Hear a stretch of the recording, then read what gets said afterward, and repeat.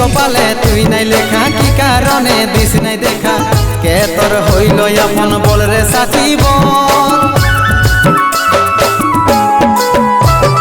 কাকে পায়ে গেলিস ভুলে অভাগা সন্দীপে বলে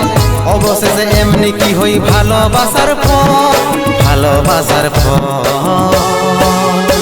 তোকে কি বলে বুঝাবো একটু বুঝার চেষ্টা কর